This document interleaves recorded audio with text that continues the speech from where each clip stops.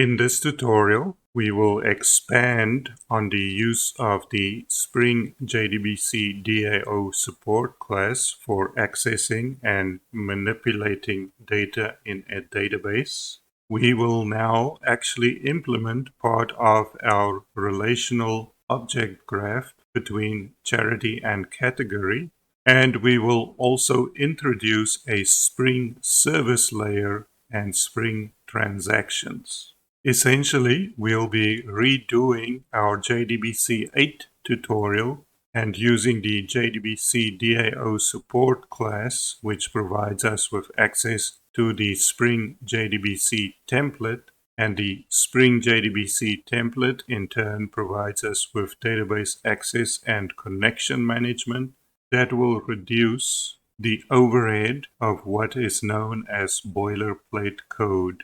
For my YouTube students, this slideshow is part of a YouTube playlist. The playlist URL will be listed in the description and comments of this lesson. All source code for this playlist will be available for free in a GitHub repository. These are the high-level steps we will perform in this lesson. First, we will create our new JDBC 10 module with IntelliJ and Maven. Secondly, we will use the beans.xml to define our Spring DataSource and Spring DAO. And then we will use the JDBC DAO support class to implement our DAO interface. And after that, we will add a Spring service layer that will allow us to manage transactions. And then finally, we will create our main method to test the JDBC DAO support, create, read, update, and delete. We're going to have a look at our Markdown documentation, and we'll see we're going to go to IntelliJ, create a new Maven module, create a new package, and then we'll update our POM XML files, and we will use our previous tutorial as guidance. So back to IntelliJ, and first let's have a look at our current branch, git status, and we see we are on the JDBC 10 start branch. So we will go ahead and create our new module.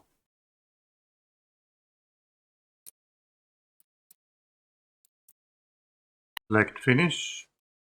Here is our newly created module. So first we'll create a new package. Then we'll bring over the dependencies from our previous tutorial. First the property versions.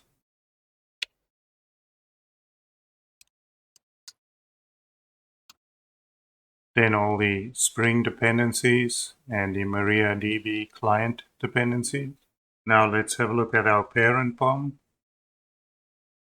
Load Maven changes. Everything looks good. Back to our Markdown document, and we will see for this tutorial we will expand on the model object graph by adding the category and its relationship to our object models.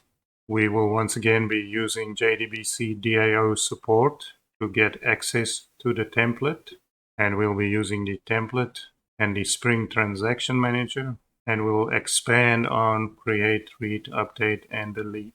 We will also introduce a Spring service layer that will allow us to run all our DAO database access calls within a Spring transaction. And once again, in order to save time, I will start cutting and pasting from my preparation work. So we'll start with the model.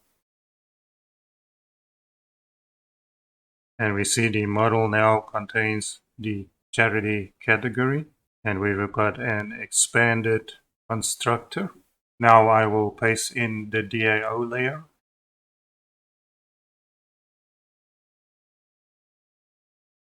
And we see that the DAO implementation extends JDBC DAO support. And we see in our calls, we have extended logic to update the category and its relationships to the charity. And we, of course, want to wrap all of this in a transaction. So let's paste in the service layer. And here we see the create charity and find charity by tax ID methods in the interface. And we see that the overwritten implementation simply calls the charity insert and find by for the creation of a charity, which means the insertion of a charity into the database. We specify that it will execute within a transactional context. Now back to our Markdown document, and we say finally we need to bring in our beans XML file and the main method, and we will run the main method. So back to IntelliJ. Configure application context. And we see we introduce the annotation-driven definition. We introduce the Spring Transaction Manager. We still have the data source. We have our DAO referencing the data source. Then we have the charity service that reference the DAO. So essentially we define the transaction manager here so that we can use the transaction annotation in our service layer. And then in our service layer, we use the DAO. So let's bring over the main method. And we see we use the application context. We get the service bean. So in order to demonstrate all this logic in the main method, we're going to have to go back to the database and clear it out. The categories look good. You see all these charities from our previous demonstration run. So let's clear out this table.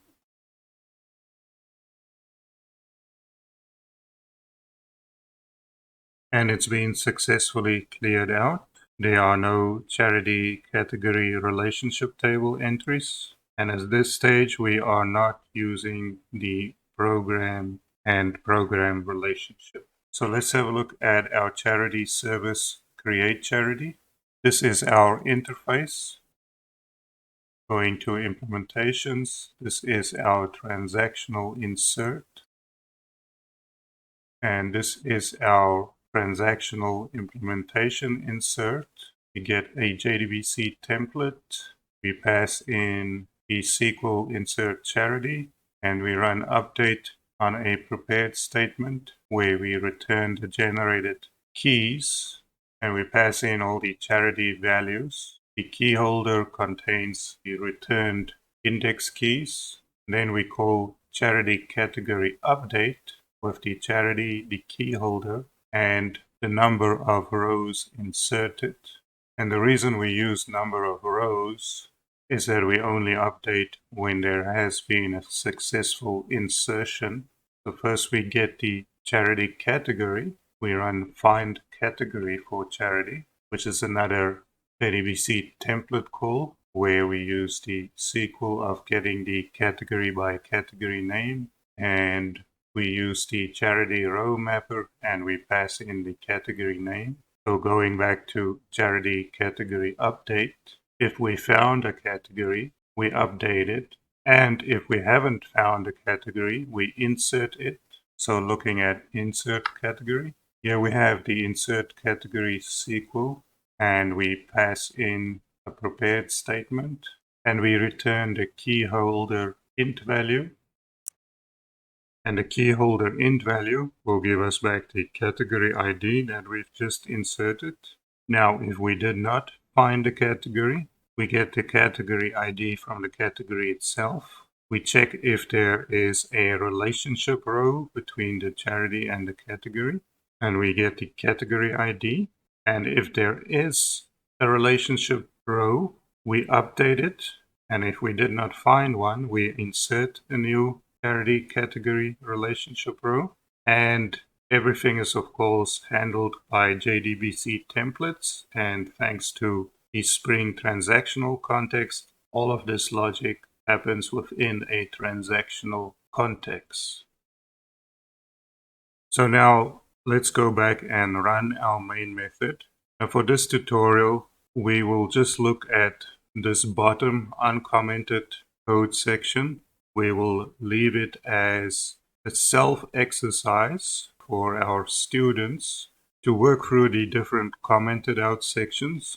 So first we create a new category, then we create a new charity. We set the category, then we call the create charity on the service layer, which is wrapped in the transaction and which calls the insert charity in the DAO.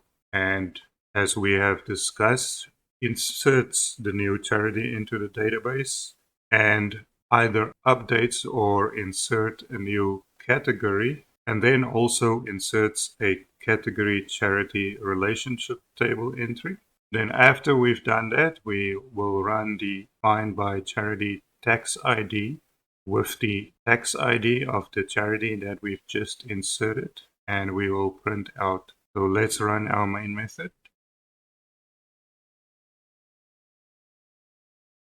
And looking at our output log, everything looks good.